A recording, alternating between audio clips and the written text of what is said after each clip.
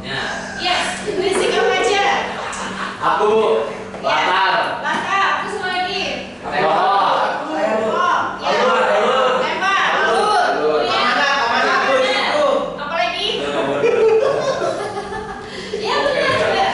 Satu lagi. Apa ya? Apa lagi ya? Yang menggunakan kata ganti namanya sudut. Sudut pandang. Good job. Terus, ya, terus satu lagi gaya bahasa benar sekali. Kemudian yang kedua ada unsur apa di dalamnya? Eksplisit. Dalamnya apa aja? Nilai-nilai.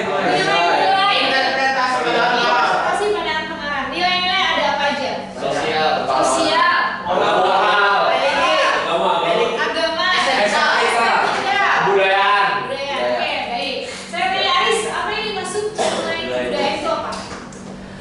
Nilai-nilai yang diinsersi, yang dimasukkan atau diselipkan ke dalam cerita tersebut, yang mana sesuai atau mungkin searah dengan nilai budaya, budaya culture-nya, kulturnya, tadi kultur ya, kebiasaan dan segala macam seni-seninya tadi.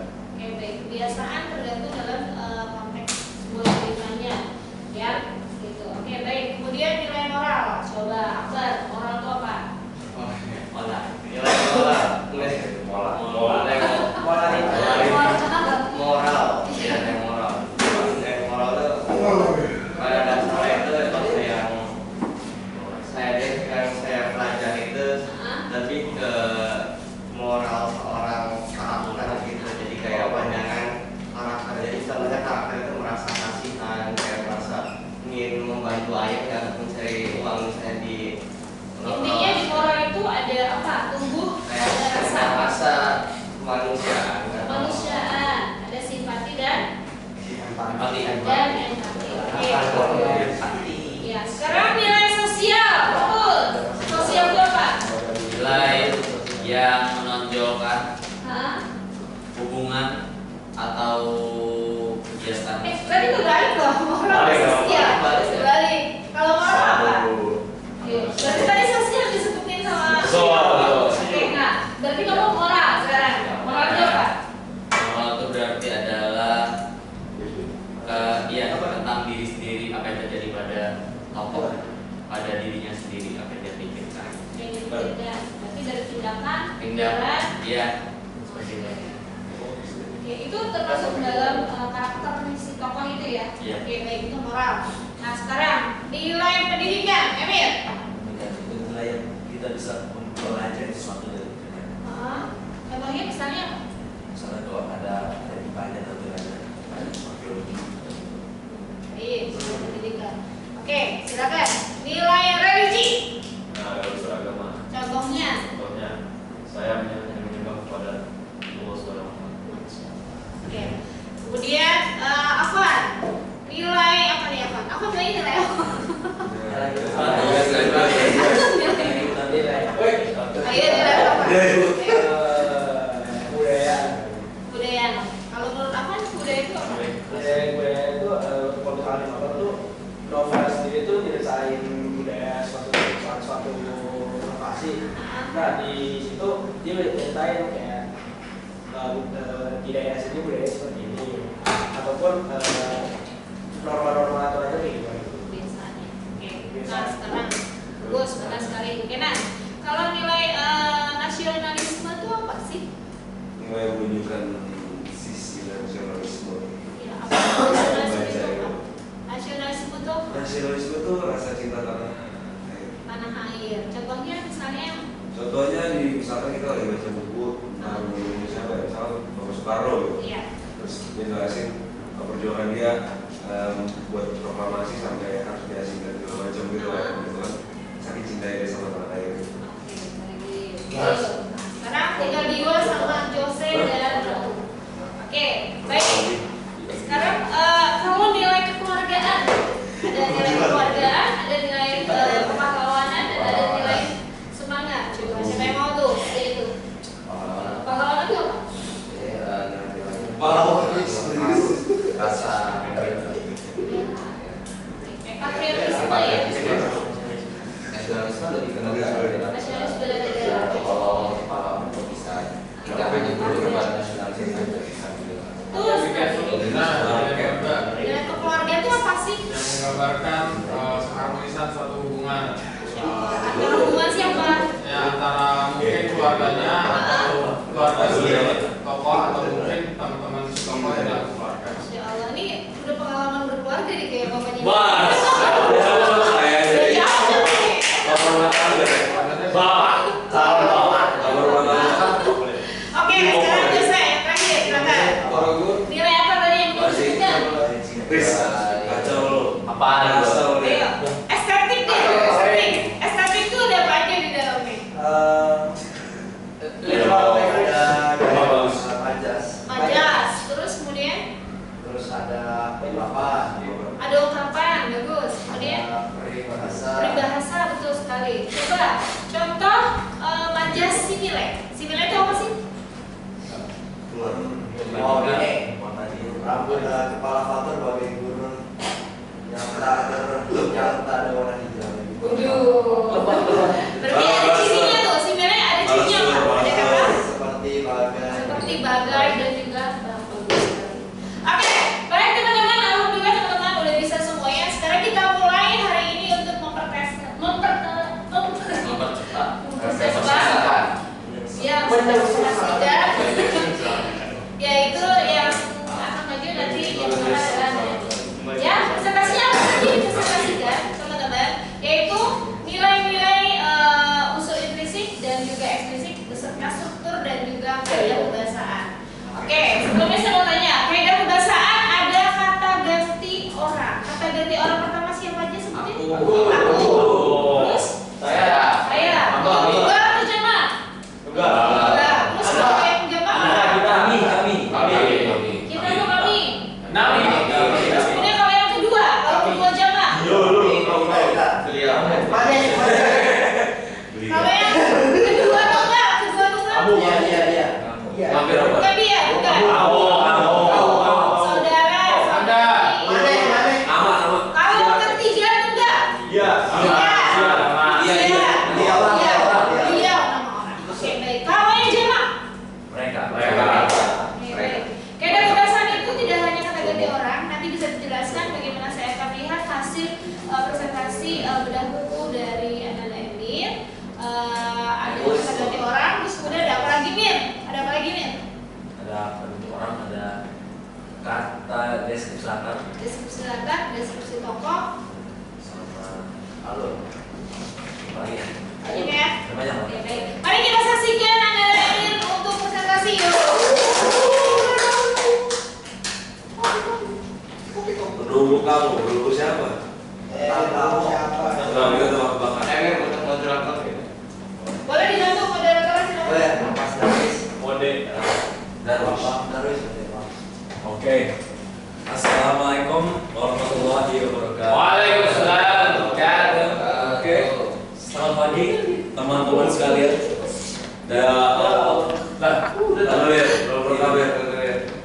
Udah ya, Bu. Oh, sudah. Ya Allah. Oke, Pak Suri, selamat pagi semuanya. Bagi. Lalang. Oke. Assalamualaikum warahmatullahi wabarakatuh. Selamat pagi teman-teman dan Ibu Susi. Lagi. Mohon izin.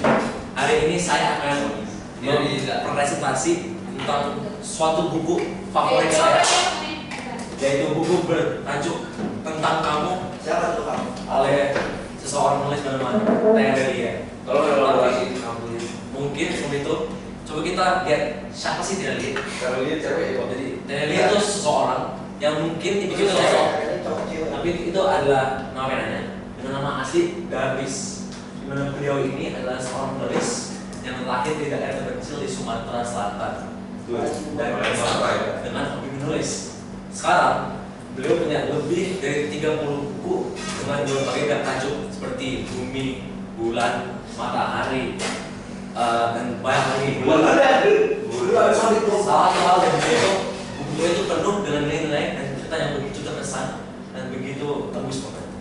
Oke, next. Oke, jadi sinopsis dari buku Terelia. Jadi Terelia itu memiliki seorang tokoh bernama Zaman Zulkarnain. Dia itu adalah seorang orang Indonesia yang sekolah di London, tapi dia udah menempuh menempuh master di hukum. Biasanya dia ada seorang pengacara dalam bidang mencari warisan. Jadi dia memiliki tugas untuk mencari siapa ahli waris. Nah, di cerita ini dia bertugas untuk mencari ahli waris untuk peninggalan yang sangat besar, kayak hampir 1 triliun pound sterling.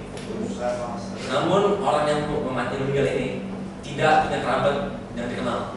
Jadi si zaman ini harus mencari dari nol, benar-benar dari nol, dengan cuma satu barang bukti, yaitu sebuah jurnal orang yang baru meninggal di Paris.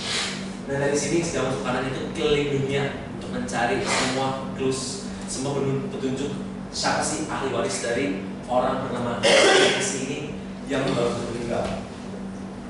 Oke, next. Oke, saya akan mulai berbeda. Saya mulai dengan struktur dari apa saja. Jadi orientasi adalah di awal bukunya adalah sama sekali tahu oleh atasannya bahwa misalnya ada orang meninggal dengan kepemilikan saham senilai 1 miliar pound sterling. Itu senilai itu salah ya, maaf, salah ngomong. Itu setara 19 triliun rupiah. Ingat, ini satu orang doang. Dan zaman harus mencari itu benar dari awal dan ratusan. Yaitu awal dari plantasinya. Itu dia mendapati kasus ini yang begitu susah. Dan nextnya, nah, aslinya buku ini itu punya banyak sekali komplikasi. Jadi buku ini itu dibagi dalam beberapa juz, yaitu juz dari kisah hidup dari Sriningsi ini. Pertama itu adalah juz tentang kesabaran, yaitu persahabatan. Kedua, persahabatan. Ketiga, tentang keteguhan hati. Keempat, tentang cinta. Kelima, tentang membunuh rasa sakit. Yang pertama ini adalah di awal-awal di Sriningsi, di mana dia merasakan ibunya meninggal saat dilahir, bapaknya meninggal, nah itu ibu tirinya jatuh pada dia dan adiknya, dan bahkan akhirnya ibu tirinya meninggal juga. Oke, awalnya tentang kesabaran Sriningsi, karena saking banyaknya dia di abuse, dipukul sama ibunya, ibu tirinya. Itu adalah awal dari hidupnya, dari dia lahir sampai dia umur 8 tahun. Yang kedua adalah persahabatan, di mana dia mondok di Solo. Dan di sini dia bersahabat dengan 2 orang bernama Nuraini dan Susi Sulastri, di mana mereka karena namanya Sulastri. Dan di sini sahabatnya bernama Sulastri itu mengkritik dia, karena ternyata Sulastri itu bagian dari PKI. Jadi cerita ini itu di zaman dulu banget, zaman Orde Lama. Dimana di sini? Ya di sini ya, oke nih, di klimaks dari sini. Ini tiba-tiba ikut PKI dan membantai satu pesantrennya, membunuh kiai-kiainya, dan tapi Sriningsi kabur. Namun adiknya Sriningsi ditemukan di sawah sudah dipotong-potong. Ya,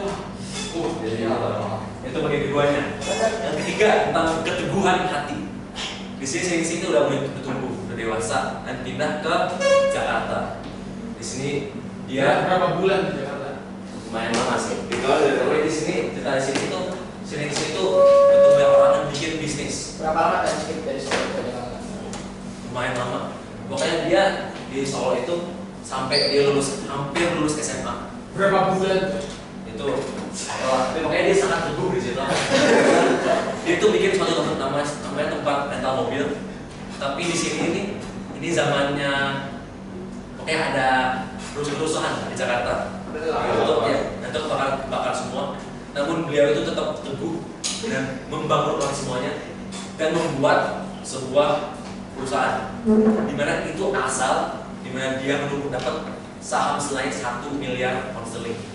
Itu dari saham. Berapa bulan tuh sahamnya? Dan juz keempat, ini juz paling seru, di mana dia ke London. Juz paling seru. Di sini menemukan seorang pria bernama Hakan Karim. Dimana pria ini adalah orang Pakistan dan dia menemukan cinta di London. Jadi di sini itu kerja sebagai seorang supir bus.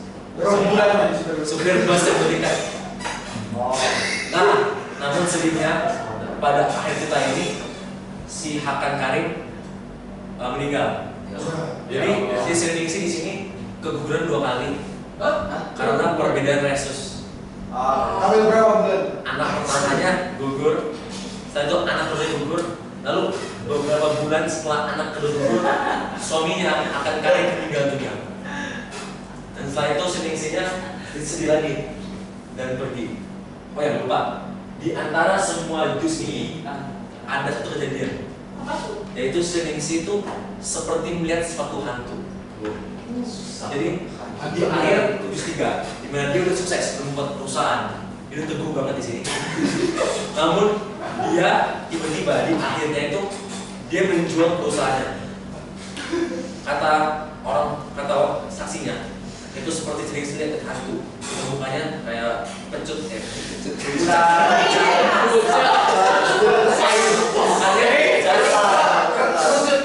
mukanya pucat.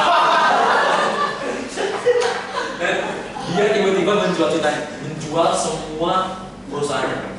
Dan dia sempat setelah suami meninggal, setelah dia udah bahagia lagi, tiba-tiba sama dia seperti mata hantu dan tiba-tiba menghilang dari keluarga akarnya. Setelah itu adalah jus 5 tentang memeluk semua rasa sakit, di mana dia saat pergi di London, dia pergi ke Paris, dan di Paris dia akhirnya datang kepada panti jompo, di mana dia stay di situ, dan dia meninggal dengan tenang dengan menulis sebuah jurnal.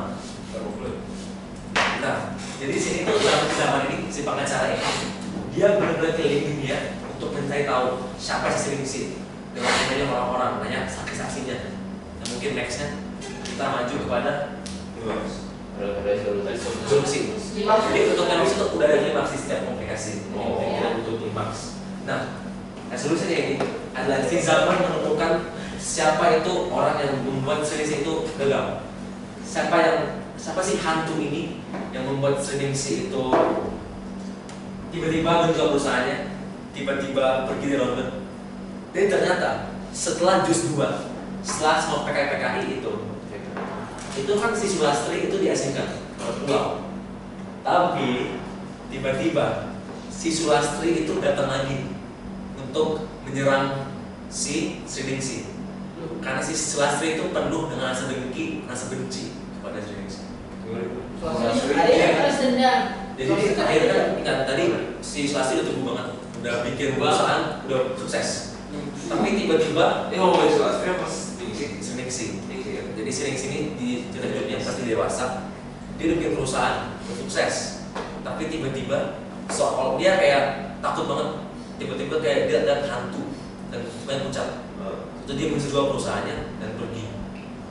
Ternyata itu karena si Sulastri, teman lamanya yang mengkhianati dia, tiba-tiba datang dan meneror dia. Jadi dia bilang kayak itu penjahat rahasia selama buku ini. Dan gimana orang? Ya. Dan ini di sini si zaman sudah menemukan di mana Sulastri. Si Sulastri itu udah menikah sama orang Prancis kaya dan punya anak. Dan ternyata adiknya Sriningsi masih hidup. Dan ternyata selama ini disekap sama Sulastri selama 50 tahun di basementnya. Berapa bulan 50 tahun? Bisa di foto-foto di Saus itu bukan adiknya. Itu santri lain bukannya. Sendiri. Next, lanjut. Ya, makanya di sini dia udah menemukan siapa dan udah ketangkep, udah ketemu semuanya. Next untuk Koda. Oh, ada kodenya. Nah, Koda ini akhirnya sudah menemukan surat wasiat dari Sriningsi. Ternyata surat wasiatnya tuh ada di panti jomponya selama ini. Dari awal ceritanya udah ada, cuman baru ketemu di akhir-akhir. Akhirnya tuh ahli waris Sriningsi itu ada banyak banget, yaitu semua orang yang pernah diketemuin selama hidupnya. Seperti ya semuanya. Misalnya di Jakarta yaitu orang yang di perusahaannya, di London itu orang yang mengasuh dia, keluarga dia, dan di Paris juga panti jomponya. Jadi benar-benar semua orang, dan akhirnya itu semuanya diberikan dan adiknya Sriningsi diketemukan dan dirawat kembali oleh pemilik Panti. ya panti. panti jompo. Iya. Jadi kayak semuanya tuh kayak berulang sebenarnya. Happy ending makanya. Siap. Nah dari itu coba kita balik ke unsur intrinsik. Pertama temanya itu adalah perjalanan hidup, ada misteri, ada persahabatan, ada keluarga, ada tentang kerja keras, ada tentang romansa. Pokoknya ini banyak banget temanya, itu banyak cerita di situ. Dan awal itu maju mundur karena kan ada flashback ke cerita di sini. Antaranya itu ada banyak sih. Ada di London, ada di Pulau Bungin, ada di Surakarta atau Solo, ada di Jakarta, ada di Prancis. Dan tahunnya itu lumayan lama sih. Dari tahun akhirnya sampai tahun zamannya mulai. Untuk sudut pandangnya itu kebanyakan orang ketiga. Kemudian ada dialog sih. Ada dialog tapi ini lebih ke orang ketiga kayak ada naratornya. Untuk pokoknya itu, nah sering sih itu orang yang baik, pemaaf dan menyerah. Ini sangat penting. Dia itu sangat pemaaf, sangat ikhlas. Kakak sama Sulastri. Iya, Sulastri beda lagi. Jahat, penuh kejam. Sulastri teman dari Bu. Yang paling Sulastri. Ada zaman itu dia gitu. Itu jenis perjalanan. Dia mereka di menyerah. Nextnya tentang untuk keikhlasan. Untuk ini keikhlasannya itu sangat formal. Karena ini adalah formal. Tapi di dalamnya ada itu kok. Ada yang agak informal. Mungkin masih baku. Kayak itu full baku kok bukunya. Kayak untuk ini lebih santai lah untuk dialognya. Tapi studinya itu sangat formal, sangat baku pokoknya. Untuk amanatnya ada banyak juga. Paling detail amanatnya apa dari setelah kamu baca buku ini? Kamu berapa lama buku ini? Dua. Saya pertama kali baca buku ini pas kelas 9. Kelas 2. SMP kelas. Pokoknya buku ini yang paling penting itu adalah untuk membiarkan semua rasa sakit mengalir. Ada satu paragraf yang saya ingat, yaitu misalnya jika hidup ini adalah sebuah lapangan, kita harus lewat dari sini ke sana. Namun ada hujan deras di tengah, di mana setiap titik hujan itu adalah rasa sakit. Jadi gimana cara kita lewat kehidupan itu? Gimana cara kita maju? Namun ada semua banyak halangan. Gampang caranya, kita harus obat kata-katanya dan ikhlas saja. Ikhlas basah puyuh gimana nggak ada apa-apa. Pokoknya sakit apapun itu emang hidup gitu. Itu. Berarti kamu udah tahu clue nih ya. Karena untuk menyelesaikan rasa sakit yang ada di dalam diri kita, gitu. Berarti caranya gimana? Harus memaafkan, harus membiarkan semuanya mengalir. Membiarkan semua mengalir, berarti terus aja sampai sakit itu sembuh dengan sendiri. Iya, itu adalah yang sangat sering buku ini. Gimana ada tentang gagal, tentang pengkhianatan. Karena ingat, selama ini Sriningsih itu tidak pernah membenci Sulastri. Padahal Sulastri itu udah meneror dia, udah membenci dia, udah menyekap adik dia bahkan. Tapi dikasih makan. Tidak pernah ya, tapi selama ini Sriningsih tidak pernah ada setitik kebencian dalam dia. Dia selalu memaafkan dan selalu mengikhlaskan. Itu amanat besar dari buku ini sih. Itu kalau ada sakit. Next untuk unsur ekstensif lainnya saya tidak rencana semuanya, tapi ada tentang nilai sosial. Saya mau ciri khas sosialnya di kalimatnya apa itu disebutkannya? Dan di sini adalah seseorang ini pemilik pabriknya ngomong gini, bahwasanya ibu Sriningsih itu ngasih dia makanan, nanti lapar, mendidik dia dengan kesempatan. Pokoknya kita harus mengenali orang, kita harus menolong orang lain untuk nilai sosialnya. Baik, yang lain mungkin silakan. Kiranya Mas Hasrul sudah estetika moral sudah menanya. Berapa puluh? Estetikanya berapa? Apa? Untuk estetikanya, Estetikanya mana? ini semua ini metafora tadi. Metafora. Dan bagaimana agar saya bisa tiba di tempat tujuan tanpa terkena satu tetes air hujan. Ini hujan itu ibarat rasa sakit bukan hujannya. Tahu jawabannya? Itu justru dengan lompat lah. Ya. Pokoknya kita harus mengikhlasan di sini. Nilai moral dan diri kita sendiri. Nah itu di bawah tuh ada majas apa tuh? Majas metafora. Bukan, yang bawah. Paling bawah. Adalah bersama dasar. Nah itu termasuk majelis apa guys? Personifikasi. Personifikasi. Kemudian yang ada orang, ayo kamu mulai silakan. Enggak jelas. Ayo mana ciri khasnya yang orang? Ini tentang ini. Tuh, lihatlah, tidak ada kebencian di mata Sri, tidak ada musuh-musuhan. Berarti karakter si Sri itu pemaaf dan tidak ada dendam. Itu lain orang tadi itu bukan. iya. Nextnya, Next. ada kebahasaan, ada di orang dari zaman tersenyum atau dia mulai mengingat Sri dan menjaganya beberapa Jangan dia itu nama orang. namanya zaman. Oh. Zaman Zulkarnain. Iya. Bukan zaman ini. Zaman atau enggak dia Zaman kita ganjaran berapa? ketiga Ya, zaman tunggal. tunggal. Nah, Dia tunggal juga. tunggal. Berapa? Ketiga juga. Ya, oke baik. Terus Kemudian dinamakan seperti dalam dia lain. itu ada Sri, ada Ibu, itu kan ada ganjaran berapa? Ini juga ketiga juga. Tiga tunggal Ya ya. sebenarnya tiga sih, sebenarnya tiga. Silakan. Ini tindakan ada zaman menggeleng, ada murni menggunakan pistol, ada juga zaman berjuang. Dan itu yang terbatas next. Nextnya itu adalah keterangan waktu seperti malam itu atau tahun-tahun itu. Nextnya adalah penokohan seperti ini. Terus ini pakai maksud itu adalah tatap mata yang lembut atau wajah tenang. Kalau ini wajah tirus, tubuhnya tinggi langsing. Dan terakhir ada juga monolog seperti dialog ini kayak omong kosong, dialog orang lain. Ada penggambaran pikiran seperti tapi kecemasan Pak Anwar berlebihan kan dia bisa datang itu jauh dari dalam dia dan ada disitu jadi ibu dan dia next lagi yang terakhir nanti mengantar seperti kayak festival pengayaan menyeruak ember plastik sehingga bisa dikorban dari Mana yang jadi merupakan deskripsi? lapar kayak sini adalah tahunnya berapa di mana di Pulau Bungin di sini adalah rumah Pak Tua ada yang terbaik kayak tuh dindingnya adalah kayu jati tiangnya atau kayu kulit kayak itu nah ini ya ember plastik berisi ikan lobster gitu. Oke mungkin sebenarnya terima kasih. Satu pertanyaan dari saya. Belum selesai. Tangan dulu dong. Oh. Aku baca ini berapa lama?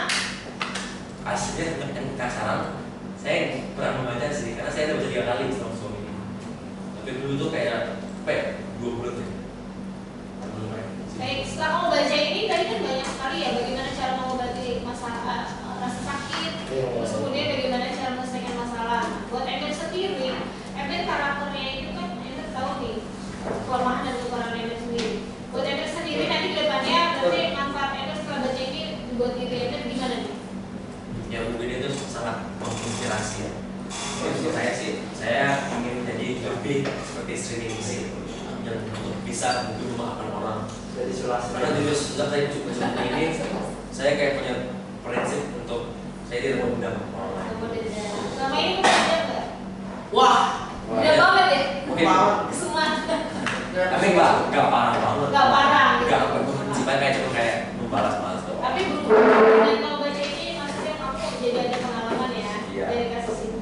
Biasanya kalau orang yang mendendam itu tuh punya kenapa kamu punya rasa sifat dendam? Saya mau tanya. Kenapa? Kenapa?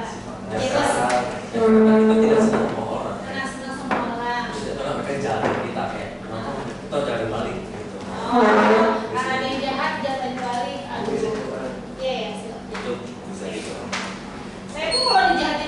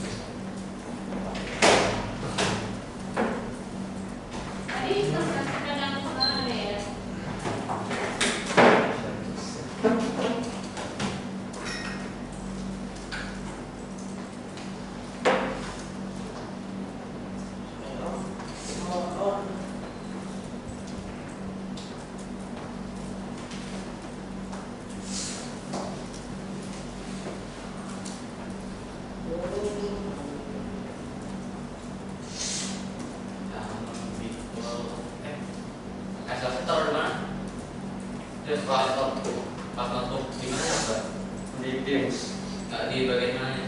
Tas lampu. Sininya. Ada ya, terus lu bener jangan awal dulu, terus ada yang Tenggorokan dari kan ini kan. Kalau sini langsung. Ya Pak. Kita sampai jam berapa? Sampai 9:05. 10, 11, 10, 10. Ayo, silakan. 10. Orang berkawan. Nafas Yang print out atau yang mana? coba insert dulu. Kita hari Attachment dulu aja.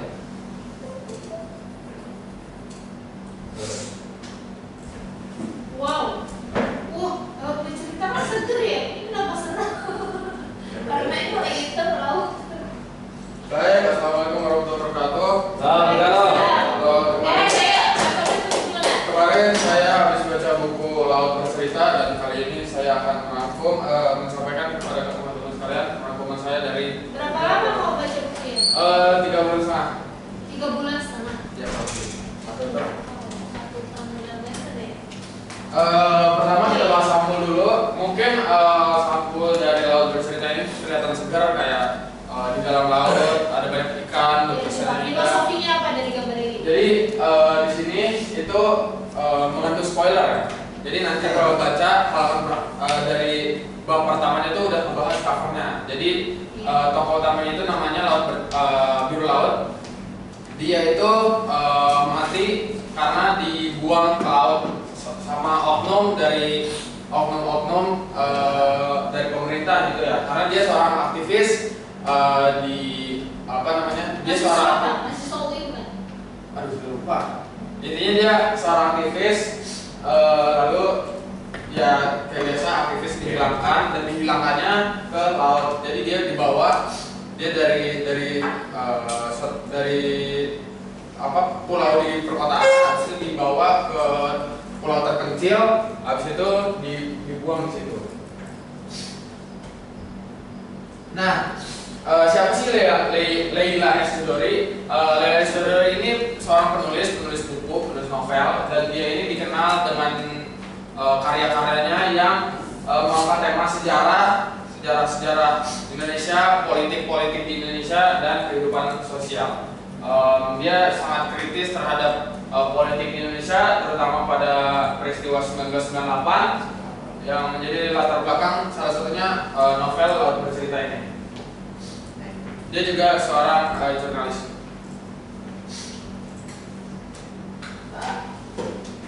Nah, ini sinopsis Laut Bercerita. Jadi Laut Bercerita mengisahkan tentang perjalanan tokoh utamanya yaitu Biru Laut, seorang mahasiswa yang aktif dalam gerakan pro demokrasi di era Orde Baru 1998 bersama teman-temannya. Ia berjuang melawan rezim otoriter. Namun Laut dan kawan-kawannya mengalami kekerasan, penculikan, dan penyiksaan oleh aparat negara. Novel ini menggambarkan ketidakadilan serta kehilangan yang dialami oleh para aktivis dan keluarganya mereka. Lewat dua sudut pandang, Laut sebagai korban dan Asmara adiknya yang mencari keadilan. Novel ini memberikan suara bagi mereka yang hilang dalam sejarah. Ini kisah nyata tahu? Lalu kita masuk ke karakteristik. Tema yang diangkat dari novel ini yaitu ketidakadilan politik, perjuangan demokrasi, dan kehilangan. Sama mungkin ini kali ya. Kenapa dikatakan ketidakadilan politik? Alasannya? Karena kalau bisa dibilang Indonesia itu negara demokrasi dan para aktivis-aktivis ini tugas mereka adalah menyuarakan aspirasi rakyat kepada pemerintah yang membuat aturan-aturan yang jelas. Dan pada 1998 ini di Orde Baru itu banyak aturan-aturan dan ketetapan yang tidak jelas. Makanya itu aktivis menyuarakan, tapi ketidakadilannya suara mereka nggak didengar, malah mereka diculik, disiksa, dihilangkan. Habis itu tokoh dan karakternya yang ada di novel ini yaitu tokoh utamanya Biru Laut, protagonis, mahasiswa idealis, dan aktivis pergerakan. Habis itu ada Anjani, kekasihnya Laut, yang juga seorang aktivis. Daniel, Kinan, Sunu, Alex, sahabat seperjuangan Laut. Jadi mereka sama-sama aktivis, sama kayak Biru Laut. Habis itu Asmara Jati, itu adik. itu adiknya Laut, bagian dari keluarganya Biru Laut yang mencari keadilan untuk si Biru Laut. Lalu ada sudut pandang orang pertamanya yaitu Biru Laut, mengisahkan tentang Biru Lautnya. Lalu ada Asmara Jati, menceritakan tentang kisahnya Asmara Jati yang mencari keadilan untuk keluarganya. Habis itu latar suasananya yaitu tegang, mencekam, dan penuh emosi. Habis itu ada latar tempatnya, ada di Jakarta, itu masing-masing. Penyisaannya di mana? Ya, Tempat penyisaannya di. tempat penyisaannya nggak disebutin. Oh, Iya, oh, ini itu tempat mana penyisahan. disebutin? Ya, ini tempat penyisahan. Terus Jakarta itu ada bagian-bagian banyak, ada universitas, terus ada rumah base camp mereka dan lain sebagainya. Terus itu ada amanat yang disampaikan dalam novel ini yaitu perjuangan untuk keadilan harus terus dilakukan meskipun menghadapi tantangan yang berat. Kayak mereka aktivis terus menyuarakan keadilan untuk rakyat walaupun tantangannya itu aparat negara yang brutal. Solidaritas dan kebersamaan adalah kekuatan utama dalam melawan ketidakadilan. Kayak yang digambarkan Biru Laut dan teman-temannya dan Yakinan Suna dan Alex, mereka terus kerjasama bareng-bareng solid menyuarakan aspirasi rakyat. Habis itu setiap individu di negara demokrasi memiliki hak untuk menyuarakan kebenaran tanpa takut akan represi. Selanjutnya masuk ke unsur ekstrinsik. Ekstrinsik. Iya sama. Ekstrinsik. Di sini ada